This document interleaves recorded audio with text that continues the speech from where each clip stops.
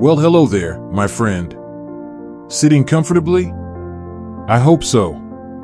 Tell me, have you ever caught yourself turning down a lunch invitation or skipping your daily walk simply because, well, there's no one waiting for you?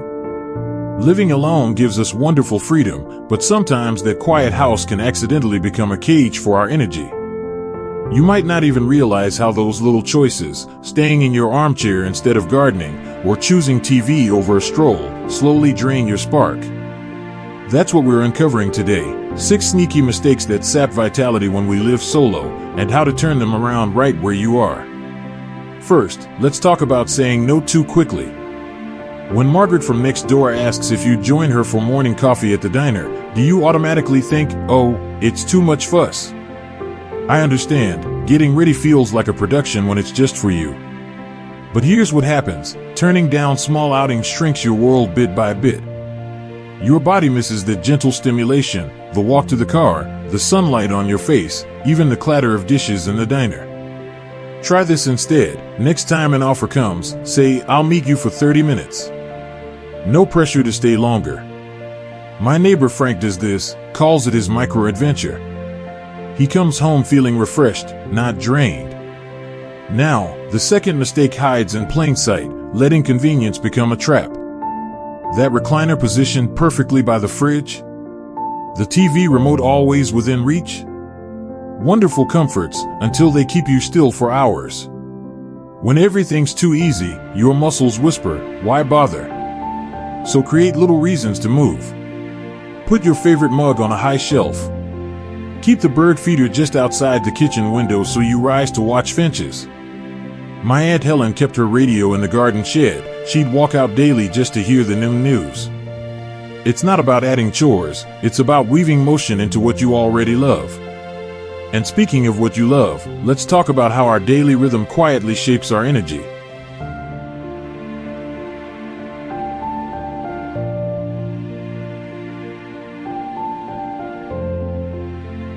Now, about that daily rhythm we mentioned, it's easy to let the hours blur when you're on your own, isn't it?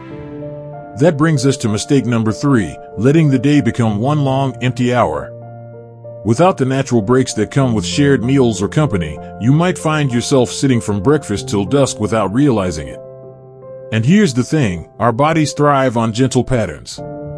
Like my friend Eleanor says, a day without landmarks feels like driving without road signs, you just drift. So try this, set little movement anchors. When your favorite radio program starts, stand up and stretch toward the ceiling. After you finish your tea, walk to the window and name 3 things you see: a red car, a cloud, Mrs. Wilson's tulips. These tiny pauses reset your posture and your mind. Which leads perfectly to mistake number 4, waiting for motivation to strike. Oh, I know this one well. We think, I'll walk when I feel energetic, but energy often comes after we move, not before. Think of it like starting an old car engine on a frosty morning. It grumbles at first, then purrs once it's warmed up. So don't wait for inspiration. Create a why that's bigger than exercise. Water that orchid on the porch while listening to a podcast.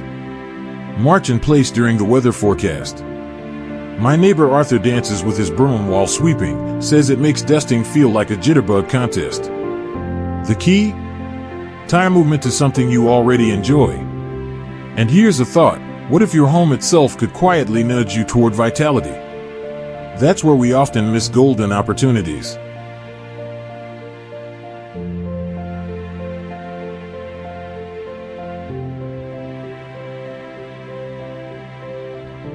Now, about that quiet nudge from your home, it's often drowned out by mistake number 5, ignoring your sleep sanctuary. When nights feel too still, we sometimes fill them with bright screens or late chores. But hear this, poor sleep doesn't just leave you tired, it steals tomorrow's vitality. Your bedroom should be a cozy nest, not a storage room with a bed. Start simple, swap that glaring bedside lamp for warm, low light. Place a favorite quilt where you see it first, a visual reminder to rest. My friend Betty keeps her window cracked for fresh air and plays old radio drama softly. It's like having gentle company, she says. That rhythm tells her body, it's time to restore. And finally, The sixth mistake might be the most important. Overlooking safety is self-kindness. A loose rug you've meant to tape down? That dim hallway you navigate by memory? Fear of falling can silently shrink your world to one room. But small fixes build big confidence. Use daylight to tackle one spot. Secure rugs with double-sided tape. Put a bright lamp where you read. Keep your phone charger in every room, not for calls, but as a flashlight for midnight steps. George, who lives alone since his wife passed, hung battery lights along his hall. Now walking to the kitchen feels like following stars, he told me. Safety isn't about limitation, it's about claiming your whole home. So let's weave this together, saying yes to tiny outings, making comfort encourage movement, anchoring your day with motion, moving before motivation strikes, curating restful nights, and building safety into your space. These aren't chores, they're love letters to your future self. Remember, friend, living alone means your home is your partner in vitality. Start with one change, maybe tape that rug tonight, or move your radio tomorrow. Then come back and tell me, what small win made you feel more at home in your life? I'll be reading every comment. If this felt like a warm chat, give the video a thumbs up, it helps others find their way here too. And if you'd like more company on this journey, tap subscribe. We'll keep sharing simple, joyful ways to thrive in your own space. After all, your independence is a gift. Let's honor it well. Until next time, take gentle care of that wonderful spirit of yours.